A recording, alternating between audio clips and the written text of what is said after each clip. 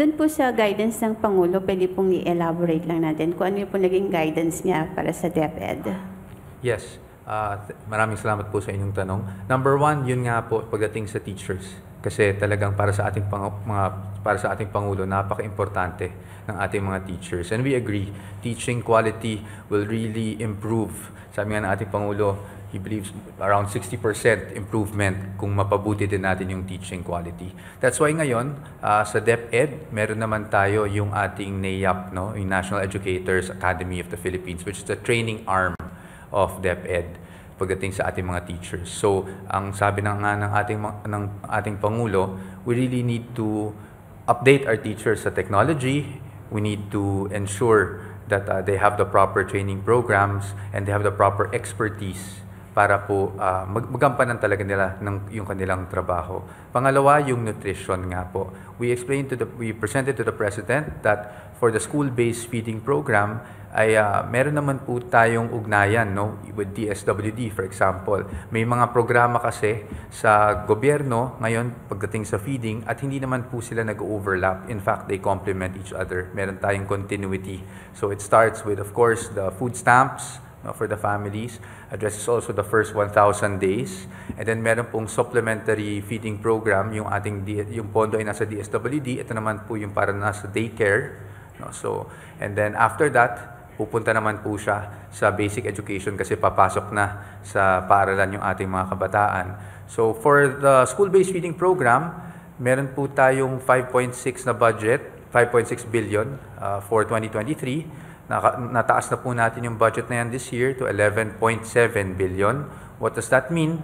It means na dahil sa pagtaas ng pondo, kung dati ay nasa 120 days lang ang feeding natin, ngayon po masasakop na natin yung buong taon.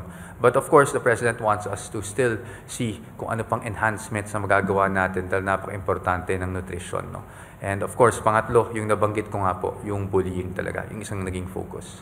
Yusek, before po na maupo sa DepEd si BP Sara, ano po yung naging difference yung scores po sa mga previous years? Kasi alam naman natin na lagging talaga at nananatiling kulelad po yung ating mga estudyante.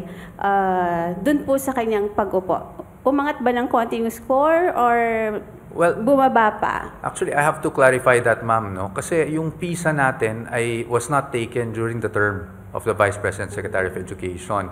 Ang PISA natin, nasasabi nga natin na pandemic PISA siya because this was taken from March to May 2022.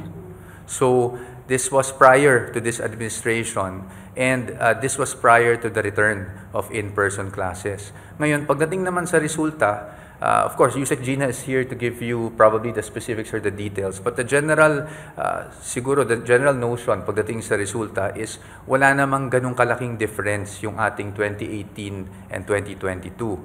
Merong slight improvements in areas of math, no, and reading. Oo, sa reading, meron tayong 2-point increase in terms of scores. Sa math, 7 points. Sa science, bumaba tayo ng 1 point. Pero hindi significant ang difference na to. So yung increase o kaya yung decrease has nothing to do with performance level. So tama ang sabi mo kanina, talagang nananatili tayo sa low proficiency level. Okay? So 2018 at saka 2022, low performance levels tayo sa PISA.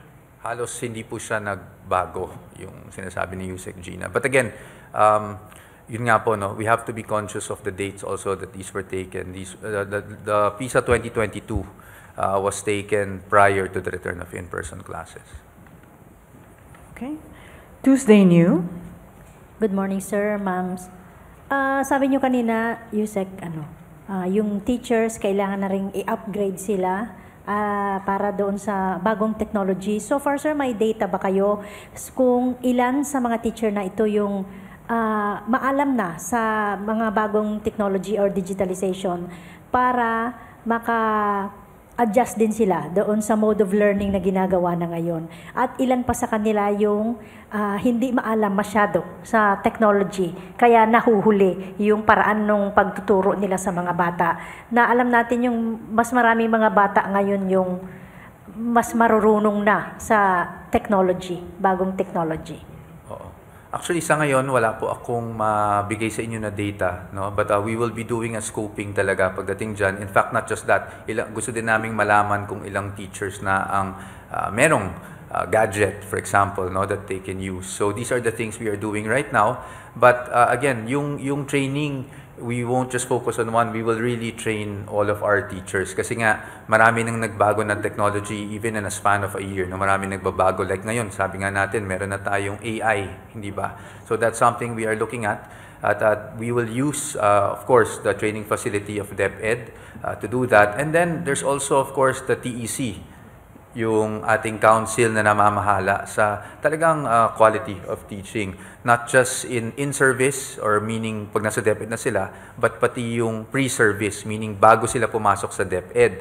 So habang nag-aaral pa lang sila para maging guro, ay tinitingnan na kaagad yun ng TEC. Ito siguro yung magandang mechanism para talagang makita natin yung mga paraan, paano natin maiangat yung quality ng ating teachers, no? Because again, as we always say, hindi naman kasalanan ng teachers yan. It's never their fault, eh. It's really the system. And that's why we want to improve, not just in-service, but of course, that's the responsibility of DepEd, yung in-service. We also want to improve pre-service, the exam given by PRC, and then pagdating sa DepEd, yung in-service training nila. Susugan ko yung sinabi ni Yusek Mike pagdating sa technology in teaching. Tuloy-tuloy naman ang training natin sa teachers at on top of trainings, we're providing them modules or learning resources that they can use so that they can adapt to using technology in teaching.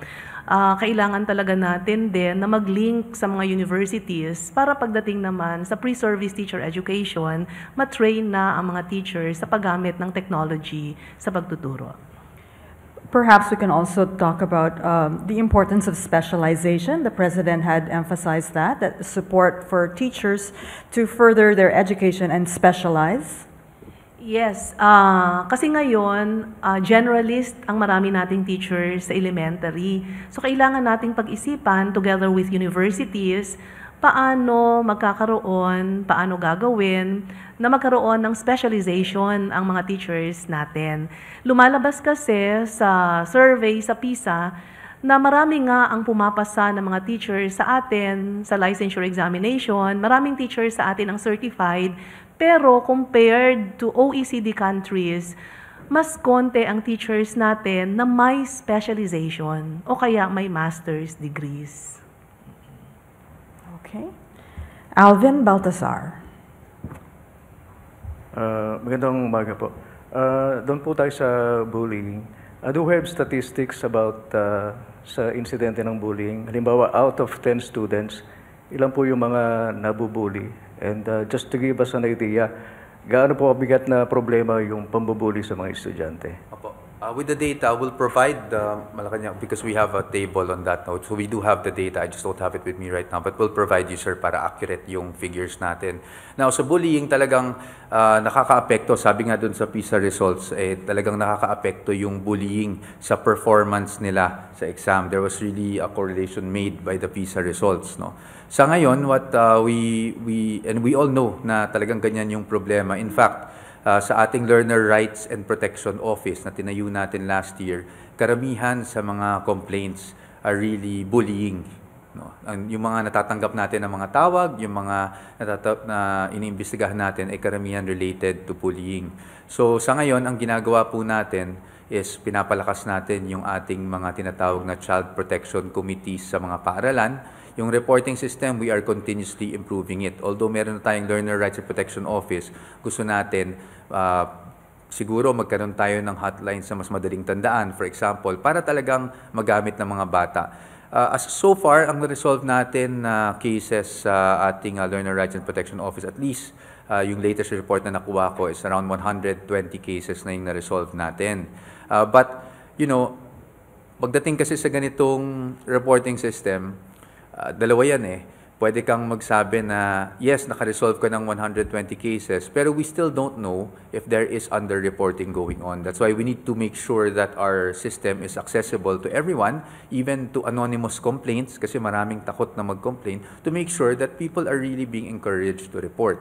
And then, After that, no, we are looking at also connected to bullying is the mental health program.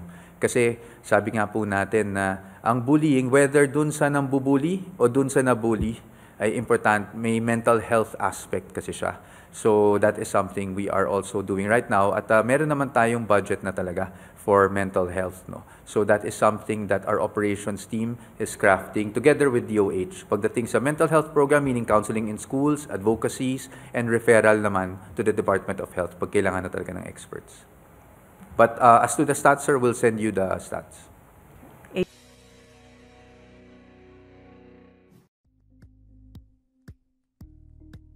Thank you for watching Politico TV. Please like and subscribe to our channel for more videos.